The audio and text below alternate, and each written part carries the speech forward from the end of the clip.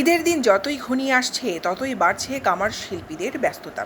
পশু কোরবানিতে ধারালো দা, বটি, চাপাতি ও ছুরি তৈরি করছে হরদম। তাই যেন দম ফেলারও সময় নেই কামারদের। নাওয়া খাওয়া ভুলে কাজ করছেন কামাররা। কাক ডাকা ভোর থেকে গভীর রাত পর্যন্ত কাজ করে যাচ্ছেন তারা। সারা বছর তেমন কাজ না থাকলেও কোরবানির ঈদকে কেন্দ্র করে কয়েক গুণ ব্যস্ততা বেড়ে যায় কামারদের। কোরবানিকে সামনে রেখে ক্রেতারাও ভিড় জমান কামার পট্টিতে। বিক্রিও হচ্ছে চড়া দামে। সরজমিনে ঘুরে দেখা যায় উপজেলার গুনাগুড়ি, পুঁইছড়ি, পূর্ব চাম্বল, পূর্ব জলদি, সাধনপুরে কয়লার চুলায় দগদগে আগুনে গরম লোহার পিটাপিটিতে টুংটাং শব্দে মুখর হয়ে উঠছে কামারশালাগুলো। এবছর দা, ছুরি, চাকু ও বটির বেচাকেনা বেড়েছে। তবে কারিগররা বলছেন তাদের পরিশ্রমের তুলনায় মজুরি অনেক কম। জানা যায় এই বছর প্রতি পিস চাকু 150 থেকে 250 টাকা, দা 300 থেকে 600 টাকা, 600 টাকা কেজি দরে চাপাতি, জবাই ছুরি 800 থেকে 1000 টাকায় বিক্রি করছেন।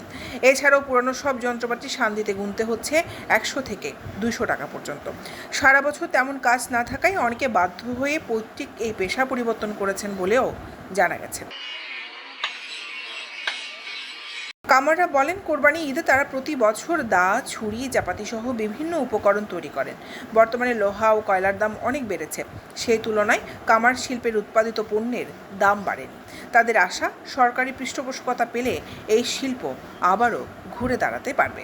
এদিকে ক্রেতারা জানান কোরবানি ঈদ অনেক দিন বাকি, তাই আগেই পশু জবাইয়ের সরঞ্জাম কেনার কাজটি সেরে ফেলছে। তবে অন্য বছরের চেয়ে এবার ছুরি, চাকু, বটির দাম একটু বেশি বলে জানান তারা। বাঁশখালী উপজেলার একটি পৌরসভা ও 14টি ইউনিয়ন রয়েছে একাধিক কামার পল্লী। এসব জায়গায় কাজ করেন অন্তত শতাধিক কামার। বছরের অন্যান্য সময় বাজার মন্দা হলেও কোরবানি ঈদে তা পুষিয়ে নিতে পারবেন, এমন আশায় বুক বাঁধেন এসব কামাররা। মোটামুটি আর কি এখন একটু কোরবান, তাই একটু বেশ করতে সামান্য অ্যাপ সিজনে কিন্তু বসে থাকি। এটা একটু এখন 300 টাকা, 250 টাকা, 200 টাকা। একটু বাড়াতে হয়, তারপরে ওদের নর্মাল হিসেবে চলে আসে। আগে চলে সব করো কোরবানির সিজনে একটু বেশি হবে। আপনি যে আমি 50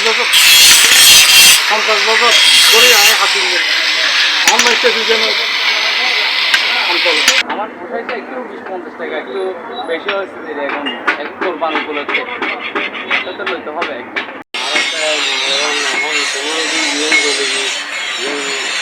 দৈনিক আজাদী নিউজ ডেস্ক।